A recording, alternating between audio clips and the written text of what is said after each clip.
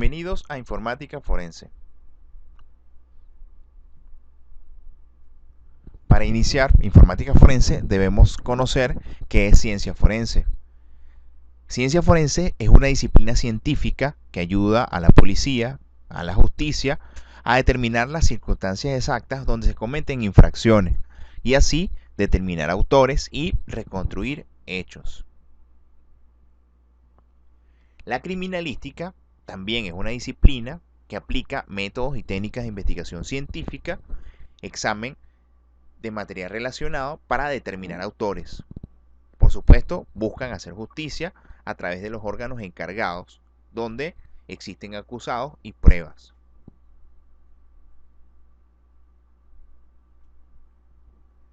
La informática forense es una disciplina auxiliar de la justicia moderna que utiliza la investigación informática, realiza experticia sobre evidencias que son de carácter digital.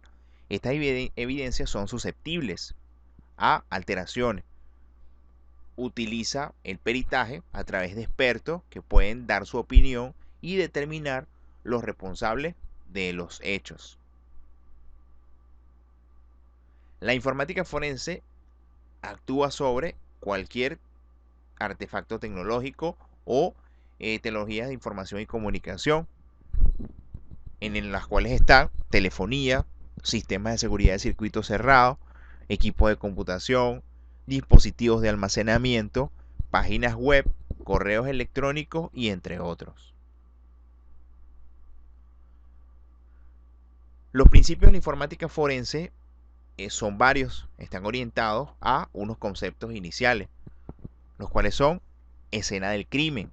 La escena del crimen es el lugar donde ocurren los hechos. Esta escena del crimen está compuesta por evidencias que son alteraciones o indicativos que nos muestran parte de una reconstrucción o parte de características que pueden determinar el incriminado y, por supuesto, que actuó sobre la víctima.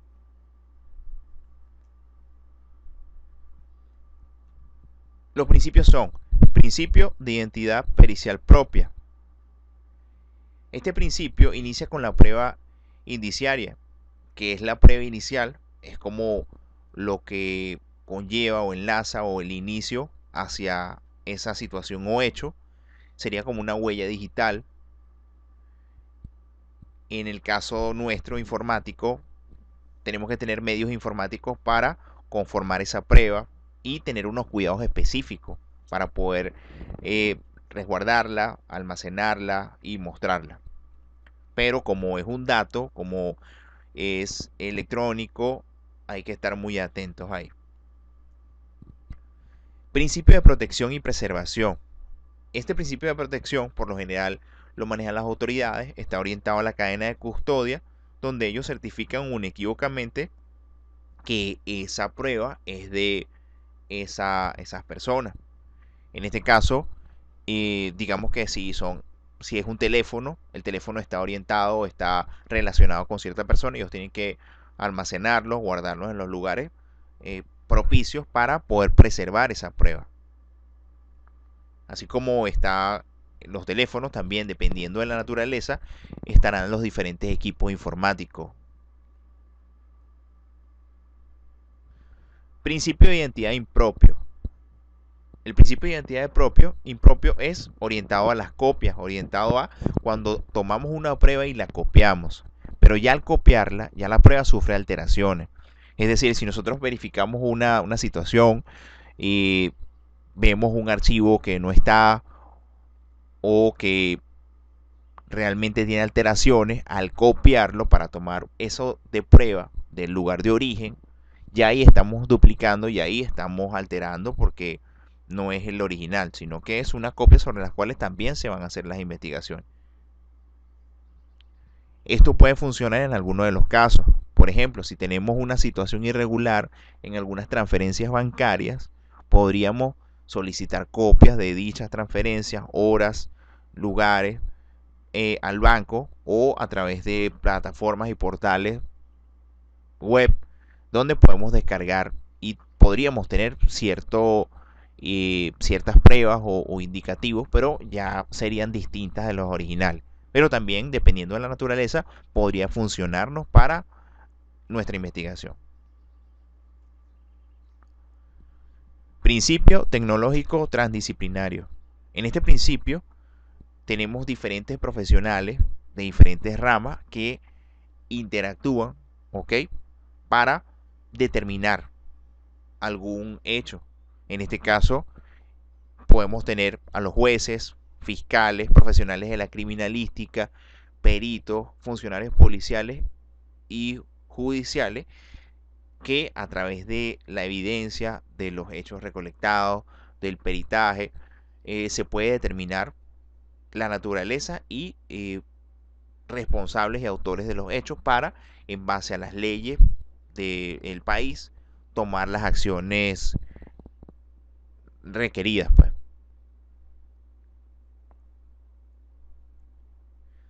El siguiente principio es principio de oportunidad. El principio de oportunidad está orientado a que los datos son susceptibles a eliminaciones, alteraciones y debe buscarse estrategias para poder hacer la recolección. De repente, si se presume que había unos datos que estaban en un sistema y fueron borrados, eh, hay que buscar la forma de poder obtener esa información, de poder ver a través de algunas técnicas informáticas, extraer lo que se borró, que nos podría ser de utilidad para determinar esos hechos. Este principio está relacionado a eso. Principio de compatibilización legislativa internacional. El derecho internacional tiene su normativa, tiene su estándar, aplica de diferentes formas, ¿ok? Cada país tiene sus leyes internas, pero el derecho internacional mantiene unas leyes que pueden aplicarse entre situaciones de países. Eh, También existen comunicaciones digitales y hay, por supuesto, delitos tipificados en legislaciones de cada país. Entonces, a través de este principio, a través de donde se extraen las pruebas, podríamos hacer algunas actuaciones o determinar responsabilidades para cada caso. Principio de vinculación estricta. Cuando se realiza una vinculación entre, por ejemplo, dos actores, un contrato, siempre existen algunos instrumentos que podemos utilizar. Comunicación, en este caso de correo electrónico. Esos correos electrónicos pueden estar firmados digitalmente o no, a través de llaves criptográficas también. En ese sentido, siempre hay una vinculación, donde existe una relación entre la víctima, por poner un ejemplo, y el victimario.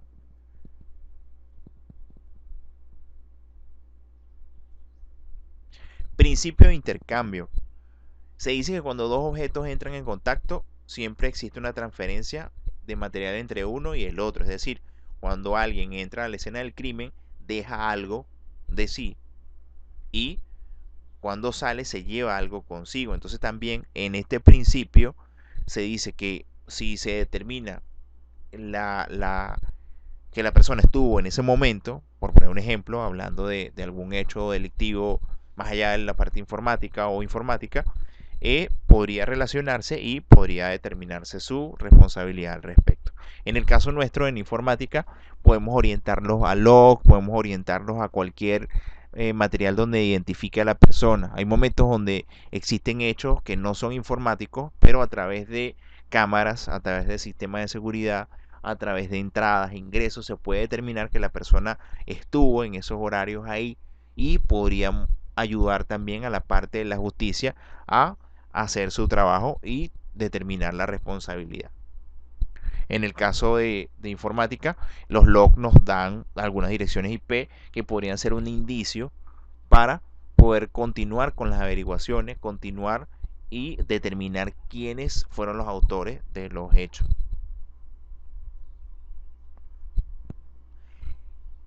¿Qué es el cibercrimen? El cibercrimen es una actividad delictiva que afecta o abusa de computadoras, teléfonos, redes o equipos informáticos, sistemas. ¿Para qué? Para sus propios fines. Por lo general está realizado por hackers. Buscan algunos fines de dinero. En otro de los casos, o sea, lo hacen por diversión, lo hacen por inestabilidad de mercados, países, y lo cometen personas u organizaciones. A veces se organizan en grupos para realizar el cibercrimen.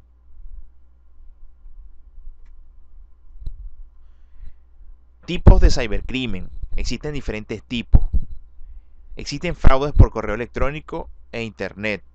Hay fraudes donde emplean correos electrónicos que vienen de cuentas no oficiales, que vienen eh, enviando información o solicitando información a través de correos electrónicos eh, con ofertas engañosas, diciendo de repente que se tiene paquetes en tal lugar, que ha sido ganador de eh, tales premios, que debe depositar tal cantidad de dinero para poder acceder a los premios. Buscan siempre basarse en la confianza o la necesidad de la persona para solicitarle algo a cambio. El otro muy común también es fraude de identidad, donde hacen robo y uso de información personal. A veces en ese fraude, a través de algunas estrategias, solicitan información y luego ingresan a portales con la información solicitada para hacer crimen. Otro que también se realiza es ese robo de datos financieros o tarjetas de crédito. Utilizan diferentes metodologías. Hay criminales encargados de hacer alteraciones de tarjetas de crédito, combinaciones, tratan de ver cómo pueden lograr a través de algunos métodos para poder extraer información, poder extraer dinero de cuentas. También están otros que se encargan de generar una especie de código previos a portales o simulan establecer o hacer un portal igual. Resulta que lo colocan en mantenimiento o colocan otros métodos de acceso donde piden los usuarios y las claves. Y por supuesto, la persona que no está acostumbrada o el que no está muy pendiente podría visualizar el portal parecido al otro y colocar sus claves. Lo que no sabe es que está enfrente de una página o una plataforma que no es la misma. Antes eso, bueno, le denominaban exploit, era de diferentes formas, a veces lo utilizaban así por correo electrónico. ¿Para qué? Para sustraer la información y poder ingresar. Otro ítem sería robo y venta de datos corporativos. Eh, los datos realmente pueden proporcionar mucha información dependiendo del que los use.